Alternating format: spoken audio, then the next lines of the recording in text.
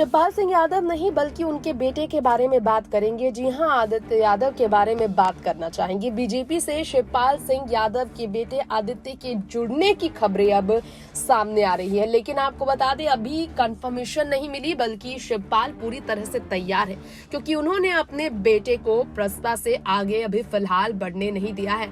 अपने बेटे की राजनीतिक पारी वो ऐसे पार्टी के साथ शुरू करना चाहते हैं जिससे उन्हें आने वाले भविष्य में फायदा मिल सके। शिवपाल को बीजेपी में किसी भी तरह का बड़ा ऑफर नहीं मिला, लेकिन शिवपाल बीजेपी के साथ अच्छे रिश्ते बना रहे हैं। जिस तरह से मुलायम सिंह यादव के पहले बेटे अखिलेश यादव सपा के साथ है और दूसरे बेटे प्रतीक की पत्नी अपर्णा बीजेपी के साथ है, उसी तरह से शिवपाल के बेटे भी बीजेपी की तरफ अपना झुकाव व्यक्त करने वाले हैं और ये झुकाव उनका दिखा भी है।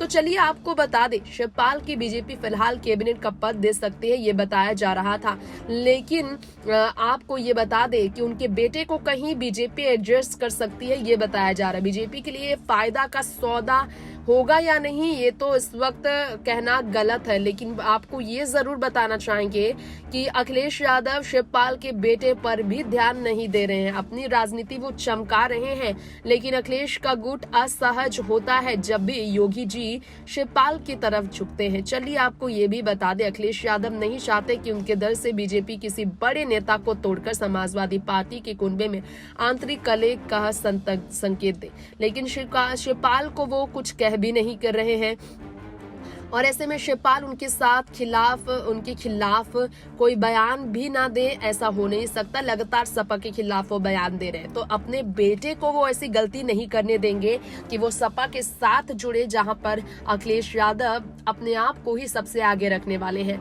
और बीजेपी फिलहाल शिवपाल को खुद नहीं लेना चाहती है, लेकिन जिस तरह से अपर्णा यादव को बगैर जिम्मेदारी बीजेपी में सदस्यता देकर आगे के लिए तैयार किया जा रहा है, वैसे ही शिवपाल के बेटे को आगे के लिए बीजेपी में तैयार किया जा सकता है।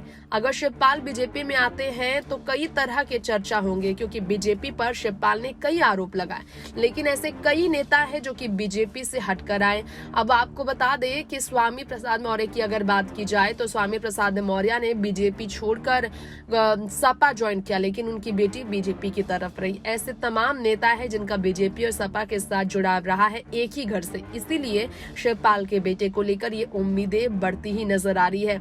लेकिन आपको ये भी बताना चाहेंगे, शिवपाल बीजेपी की तरफ जाने के लिए अभी भी रास्ता देख रहे हैं, लेकिन उन्हें नहीं लिया जा रहा है। लेकिन युवा स्टार प्रचारक के तौर पर शिवपाल के बेटे को जरूर बीजेपी अपनी पार्टी में ज्वाइन कर सकती है। नेक्स्ट 9 न्यूज़ से तृप्ति की रिपोर्ट।